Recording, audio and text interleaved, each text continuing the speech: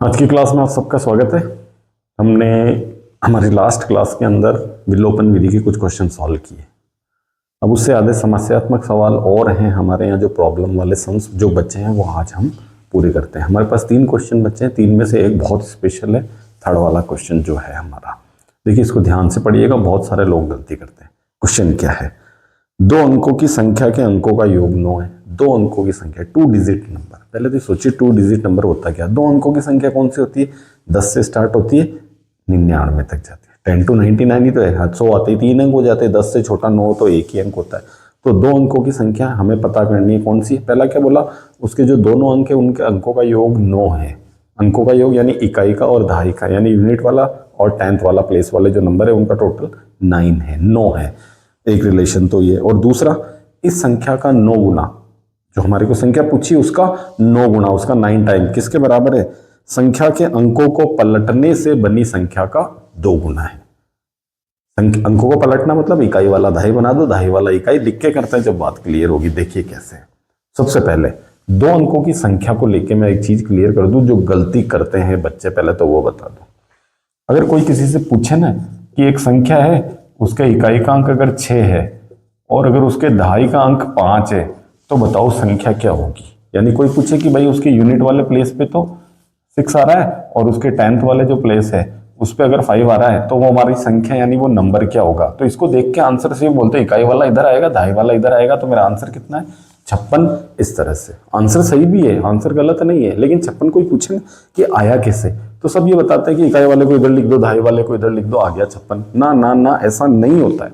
ऐसा करोगे तो फिर जब हमें, अब हम जो क्वेश्चन कर रहे हैं उसके अकॉर्डिंग कर रहे हैं। अगर मैं कह दूं कि 2 अंकों की संख्या में इकाई का अंक अगर x है और दहाई का अंक 9 है, तो मैंने मान लिया y है। अब मैं अगर संख्या पूछूं तो उसके अकॉर्डिंग अगर लिखोगे कि इकाई वाला यहाँ आएगा, दहाई वाला, तो फिर इसके अकॉर्डिंग तो आंसर तो हम सब लोग ये बोलोगे yx, और ये बिल्कुल गलत है। yx का मतलब तो y और x का मल्टीप्लाई है, y बीच में कोई सिंबल नहीं है, तो इनटू में ये तो हो गया ना गलत। तो ये चीज थोड़ा सा ध्यान से इसको समझिए कि ये है क्या एग्जैक्ट। तो पहले तो ये बता दूं कि ये आता कैसे है, क्योंकि ये चीज क्लियर होगी तो हम हमारा क्वेश्चन कर पाएंगे। देखिए मैं बता दूं, इकाई का अंक अगर 6 और 5 दहाई का है तो 56 आया कैसे।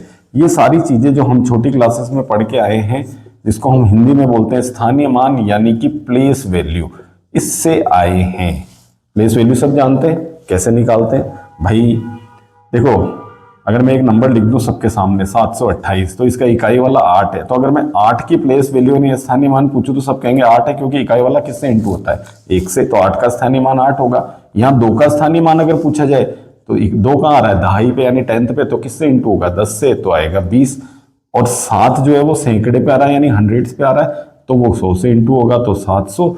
और इन तीनों को आपस में ऐड कर दें तो हमारा नंबर आ जाता है 728। यानी नंबर कैसे आता है?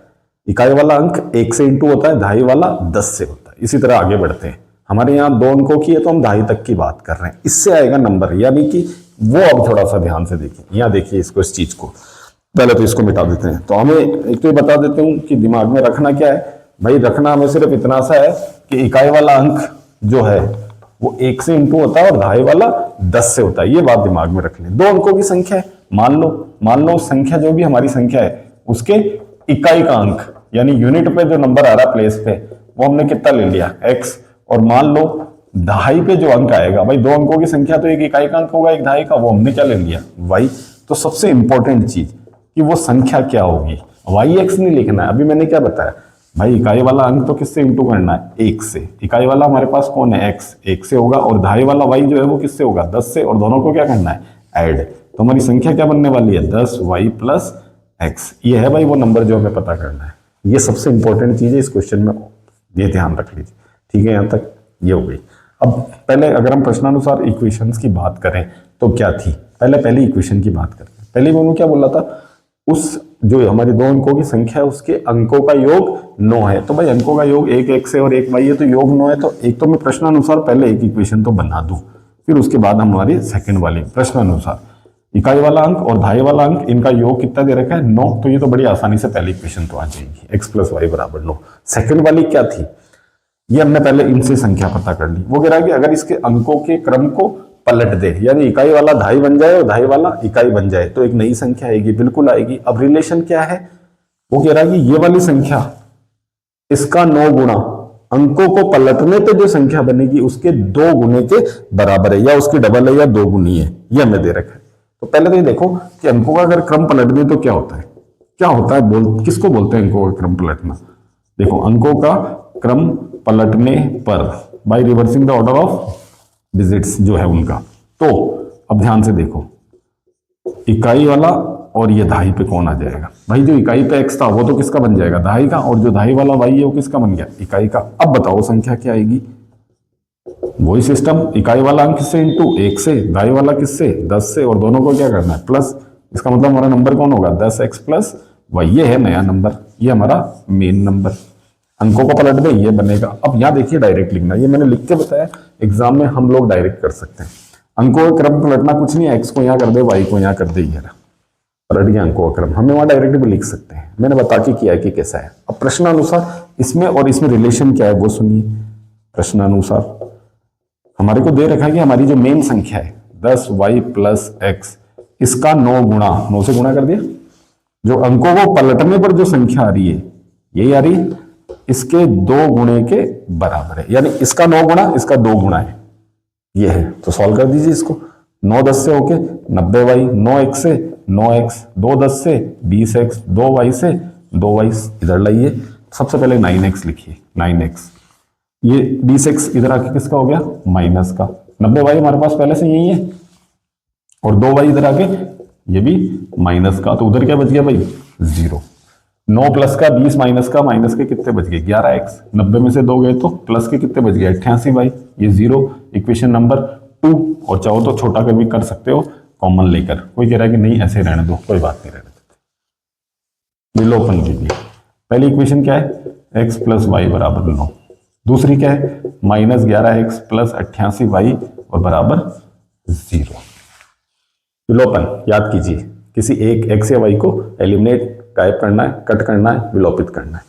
किसको करने की कोशिश करनी है, जिनका साइन ऑलरेडी चेंज है, ताकि हम घटाने से बच जाएं। देखिए x वाला एक ऊपर प्लस में नीचे माइनस में, लेकिन अभी कट नहीं हो सकता, क्यों, उनके गुणांक इक्वल नहीं है, इधर 11 है इधर 1 है, तो क्या करो इसको 11 से इंटू कर दो, इसको 1 से, 11 से इंटू होगा तो पूरी इक्वेशन होगी 11x से 11y, 11x 11y से 11y, और 11 9 से 99, 1 से होंगे तो ऐसा का ऐसा आएगा। लो भाई, कुछ नहीं कर रहे अपन, साइन चेंज नहीं कर रहे, जब साइन चेंज नहीं करते तो क्या लिखते हैं भाई, जोड़ने पर ये कट हो गया, 88 और 11 कितने हो गए 99 भाई, 99 और 0 99, वाई की वैल्यू तो आ गई, ये 99 और ये घूम के 99 बट्टा में गया, पूरा पूरा कट करेगा, यानी वाई की वैल्यू कितनी आ गई 1 भाई। ये वाई की वैल्यू हमारी रख दो कहां पर, इस इक्वेशन फर्स्ट में, इस वाली में, तो हमें किसकी वैल्यू मिल जाएगी x की। चलो 1 में रखते हैं, x प्लस वाई, वाई की जगह कितना रख दिया 1, x प्लस 1 है, 1 उधर जाके किसका हो गया माइनस का, कितना बच गया 8, यानी x आ गया 8।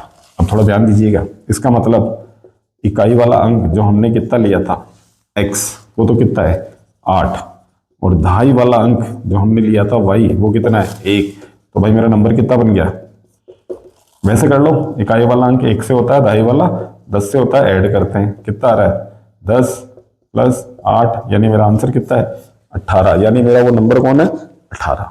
अब आंसर चेक करके बताता हूँ, ध्यान से सुनिएगा, हमारा नंबर कितना है 18।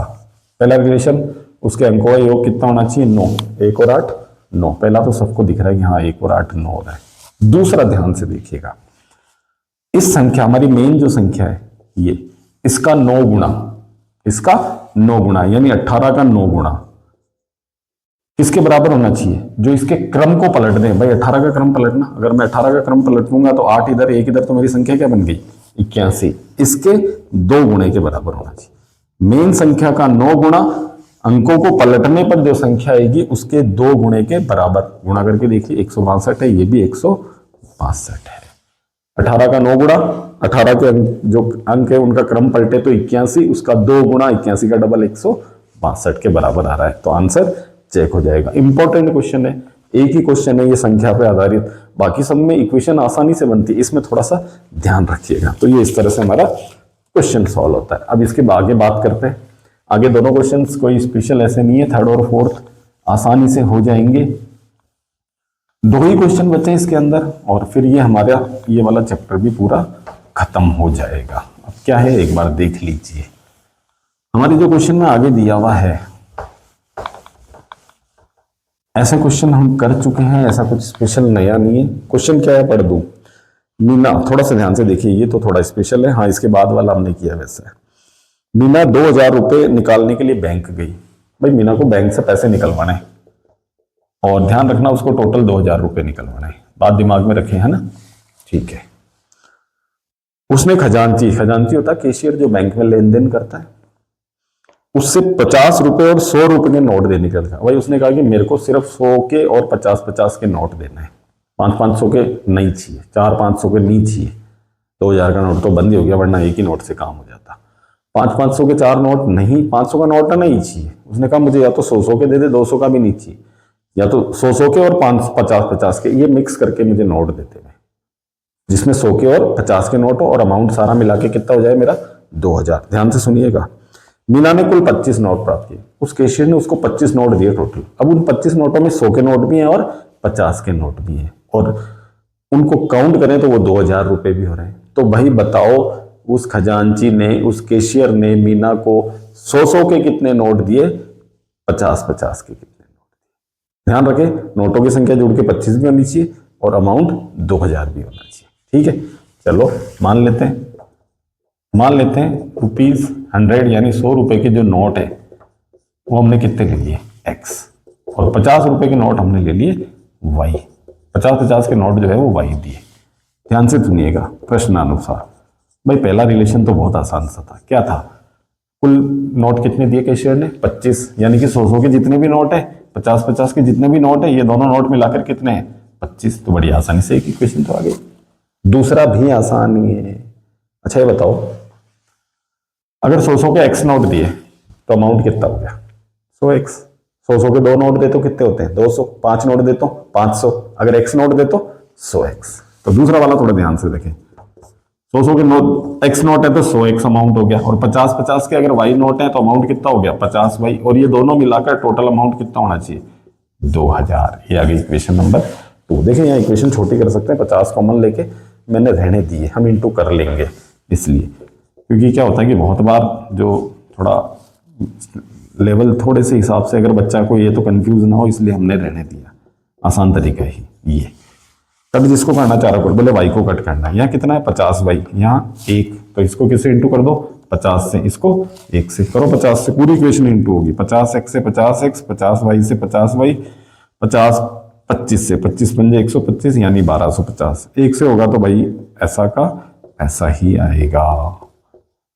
50-50y प्लस के हैं दोनों, इक्वल तो आ गया, लेकिन साइन अलग अलग नहीं है, और साइन अलग नहीं है तो क्या लिखते हैं अपन, घटाने पर। और घटाने पर से मतलब नीचे वाली इक्वेशन के सारे साइन चेंज कर दो, प्लस से माइनस, प्लस से माइनस, प्लस से माइनस। अब ये कट हो गया, 50x प्लस का 100x माइनस का, बड़ा माइनस का है 100 में से 50, 50x। इधर भी तो बड़ा माइनस का भाई, और 2000 में से 1250 घटाएंगे तो कितने बचेंगे, 750। माइनस से माइनस कैंसिल, 50 घूम के चला गया बटा में, 0 से 0 कैंसिल, और 5 ने हमारे 75 को कितनी बार काट दिया, 15 बार। एक वैल्यू तो आ गई x की, यानी x की वैल्यू तो कितनी आ गई, 15, यानी 100-100 के नोट तो पता चल गए। ये x की वैल्यू, अब देखो वैसे तो हमें पता चल चुका है कि 50 के नोट कितने बचे, लेकिन हमें तो निकाल के दिखाना है। इस फर्स्ट वाली इक्वेशन में रख दो, x की जगह कितना रखना है, 15 रखो। 15 प्लस y बराबर 25, तो y की वैल्यू हो जाएगी 25 माइनस 15 यानी कि 10। तो भाई दोनों नोट पता चल गए। इसका मतलब ₹100 के जो नोट हैं, जो हमने x लिए थे, वो तो कितने नोट दिए उसने, खजांची ने 15, और जो ₹50 के नोट है जो हमने y लिया था वो कितने दिए, 10। सीधी सी बात, 100-100 के 15 नोट दिए, 50-50 के 10 नोट दिए। कैलकुलेट कर लो, 100-100 के 15 नोट, 50-50 के 10 नोट, टोटल नोट कितने हो गए, 25। पहली चीज। दूसरी बात, अमाउंट कितना होना चाहिए, 2000। 100-100 के 15 नोट कितने रुपए हो गए, 1500। ठीक है, 50-50 के नोट दिए 10, कितने अमाउंट हो गया, 50 इंटू 10 500 हो गए, टोटल 1500 रुपए। ये इस तरह से करना है। चलिए लास्ट क्वेश्चन में पहुंचते हैं, 5th वाला। आसान क्वेश्चन है, बस एक वो जो संख्या पलटने वाला 2 अंकों की संख्या वाला ध्यान रखना है। किराए पर पुस्तक देने वाली किसी पुस्तकालय का प्रथम 3 दिनों का एक नियत किराया है। थोड़ा सा हमने जो नियत किराया भाड़े वाला पढ़ा था, कुछ उस टाइप से थोड़ा सा, लाइब्रेरी, देखो लाइब्रेरी में जाते हैं, इन्होंने कहा कि जो अगर लाइब्रेरी से कोई बुक इश्यू करवाता है तो उन्होंने कहा कि जो पहले 3 दिन है उसका तो फिक्स चार्ज है, वो लगना ही है कि हाँ इतना, फर्स्ट 3 दिन का तो इतना लगेगा। उसके बाद नेक्स्ट डे से यानी कि चौथे दिन से पर डे का किराया ऐड होगा। समझ रहे ना बात? शुरू के 3 दिन का फिक्स है और चौथे दिन से किराया पर डे का जुड़ना शुरू हो जाएगा। ध्यान से सुनिएगा, लिखा है उसके बाद प्रत्येक अतिरिक्त दिन का अलग किराया है। सरिता ने 7 दिनों तक किताब रखी और 27 रुपए दिए। लिख लेते हैं यहां। देखो सरिता जो है पहला, उसने 7 दिन तक किताबें ली हैं, रखी है और उसने टोटल 27 रुपए उसको लाइब्रेरियन को दिए हैं। और दूसरा है हमारे पास सुसी। सुसी ने 5 दिन के लिए रखा। ये दूसरी कोई लड़की एक और है जिसका नाम है सुसी, और उसने किताब 5 दिन के लिए लिए और उसने उस लाइब्रेरियन को कितने रुपए दिए? 21 रुपए। बताना ये है 3 दिन का जो फिक्स चार्ज बोल रहे हो नियत किराया, वो कितना है और पर डे का चार्ज कितना है। चलो मान लो जो नियत किराया, देखो मैं पहले तो बता दूं, ये जो नियत किराया है ये प्रथम 3 दिनों का है, फर्स्ट 3 डेज, और वो हमने ले लिया x रुपए। और उसके बाद जो प्रति दिन का किराया, ध्यान रखना पर डे का जो किराया लगेगा वो चौथे दिन से स्टार्ट होगा और वो हमने ले लिया y रुपए। चलो पहले सरिता की बात करें। सरिता ने कितने दिन रखा? 7 दिन। अब 7 दिन में से शुरू के 3 दिन का तो फिक्स किराया है, तो दिन कितने बच गए बाद में? 4 दिन और रखी। शुरू के 3 दिन का तो सबको पता है कितना किराया? x। उसके बाद 4 दिन का किराया और लगेगा, और 4 दिन में 1 दिन का कितना लग रहा है? y के हिसाब से, तो 4 दिन का कितना हो गया? 4y, और ये मिलाकर टोटल उसने कितने रुपए दिए? 27 रुपए। अब दूसरे में आ जाओ, सुसी ने क्या करा? प्रथम 3 दिन का तो इसका भी x ही लगना है। अब टोटल दिन कितने रखे उसने? 5 ही रखे, तो 5 में से 3 दिन का तो फिक्स है, तो उसके डेज कितने बच गए? 2 ही दिन बचे उसके, तो 2 दिन का किराया y रुपए के प्रति दिन के हिसाब से कितना हो गया? 2y, और ये मिलाकर 21 रुपए। बड़ी आसानी से समीकरण बन गई। विलोपन विधि लगाइए, आंसर निकाल दीजिए, और आंसर तो चेक हम करेंगे ही। देखो आंसर चेक करते हैं और जैसे ही बिल्कुल 100% हमारा श्योर आंसर आता है तो बड़ी तसल्ली मिलती है हमारे को, हो बिल्कुल सही आंसर निकाल दिया मैंने। ये ध्यान रखिएगा। और देखिए एग्जाम में अगर हम सही करते जाते हैं ना तो कॉन्फिडेंस लेवल हाई होता है। तो कॉन्फिडेंस जैसे जैसे नेक्स्ट स्टेप, हो ये मैंने आसानी से कर दिया, अगला क्वेश्चन अपने आप ऑटोमेटिक आ जाएगा दिमाग में, और ये मैंने पढ़ रखा, ये आता है। इस तरह से बढ़ते जाओ। और अगर ऐसी कोई सिचुएशन आए कि किसी क्वेश्चन में आप लोग अटके, तो भाई घबराए नहीं, थोड़ी देर साइड में कर दो उसको, भाई तू साइड हो जा, अभी तेरे को नहीं देखने का, आगे बढ़ जाओ। आगे बढ़ोगे, अगले क्वेश्चन आएंगे, थोड़ा माइंड वापस रिफ्रेश होएगा, एकदम कॉन्फिडेंस डेवलप होगा, और जिसको छोड़ा है अब उसका नंबर लगा दो, वो भी आ जाएगा अपने आप, बिल्कुल गारंटी है। साइकोलॉजी होती है, तो मनोविज्ञान। अरे किसी एक में फंस गया हो गया ना, दिमाग ऐसा पजल हो जाएगा, घूम जाओगे, वो आगे जो आ रहे होंगे ना वो भी नहीं आएगा। इसलिए किसी एक के बहुत पीछे नहीं पड़ना अपने को, नहीं आ रहा साइड में करो। अरे भाई 1-2 क्वेश्चन ही तो कंफ्यूज करेंगे हमारे को, होगा यही। राजस्थान बोर्ड में तो यही है भाई, 30 क्वेश्चन आने हैं अगर by the way, just for example, तो भाई 30 में से मान के चले मोर देन 25 क्वेश्चन तो ऐसे होंगे बिल्कुल हमारी बुक से आएंगे सीधे यूं सटासट, बहुत ज्यादा चेंजेस ही नहीं करते राजस्थान बोर्ड वाले। हाँ सीबीएसई बोर्ड की बात करें तो लेवल थोड़ा सा, सीबीएसई में फिर 2 चीजें आ जाती हैं। अरे भाई वहाँ स्टैंडर्ड और बेसिक 2 तरह की मैथ्स है, तो भाई बेसिक मैथ्स वाला तो वैसे उसके टोटल सीबीएसई में आ रहा है। हाँ स्टैंडर्ड मैथ्स थोड़ा सा है, अब स्टैंडर्ड लिए तो भाई स्टैंडर्ड है, नाम ही स्टैंडर्ड है उसका, तो उसमें स्टैंडर्ड भी मेंटेन करना पड़ेगा आप। ठीक है चलो हम तो यहाँ करते हैं। पहला x + 4y 27 first, x + 2y और ये 21 सेकेंड वाली। भाई x तो कट हो जाएगा, सीधा सीधा साइन चेंज करने तो क्या लिखते हैं, घटाने पर, प्लस से माइनस, प्लस से माइनस, प्लस से माइनस, ये तो कट। 4y प्लस का 2y माइनस का प्लस के 2y बच जाएंगे। 27 में से 21 घट रहे, 6 बच गए, तो y की वैल्यू तो आ गई 6/2 यानी कि 3। चलो ये y की वैल्यू कोई सी एक इक्वेशन में रखनी है। चलो भाई हम तो फर्स्ट में रख देते हैं, ज्यादा सोचना नहीं है।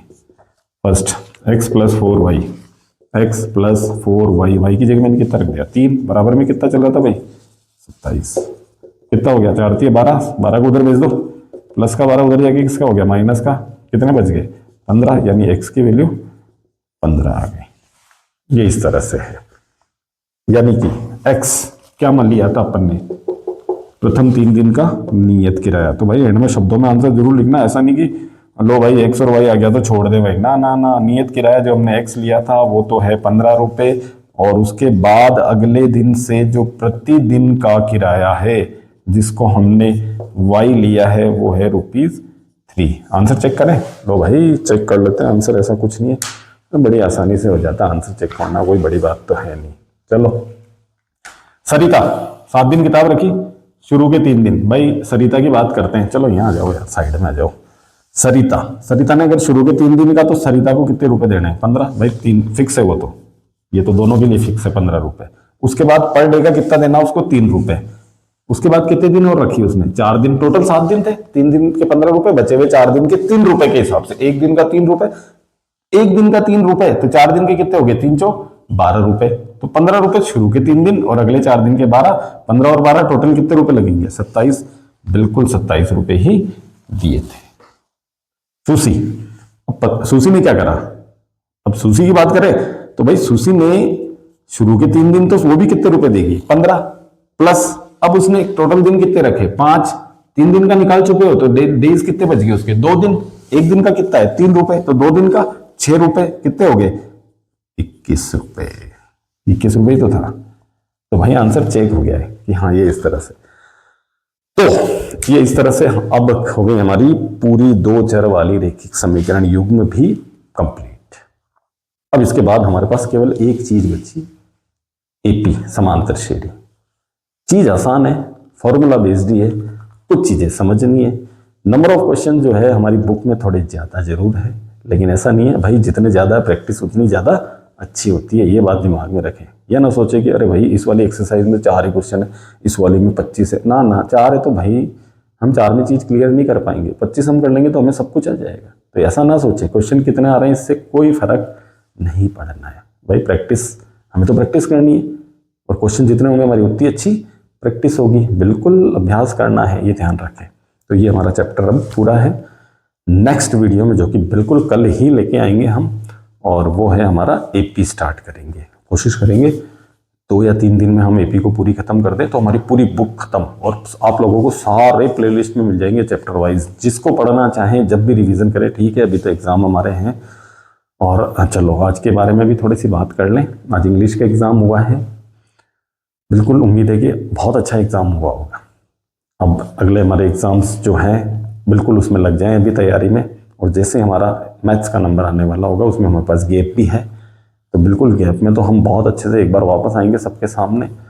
और हम कोशिश कर रहे हैं कि बहुत अच्छा कुछ लेके आए हैं, और जैसे आएगा जो भी चीज़ वो सब आपको बताती जाएगी, ठीक है। तब तक आप जो भी हमारा एग्ज़ाम, अब नेक्स्ट एग्ज़ाम में बिल्कुल उसकी तैयारी में लगेंगे। ऐसा नहीं कि आज एग्ज़ाम दिया तो आज रेस्ट कर लेना, ना, रेस्ट बिल्कुल करिएगा। जब एग्ज़ाम खत्म हो जाएंगे 4 अप्रैल को, उसके बाद रेस्ट ही रेस्ट है, आराम से रेस्ट करिएगा थोड़े दिन। अभी तो कंटिन्यू पढ़ाई करिए। धन्यवाद।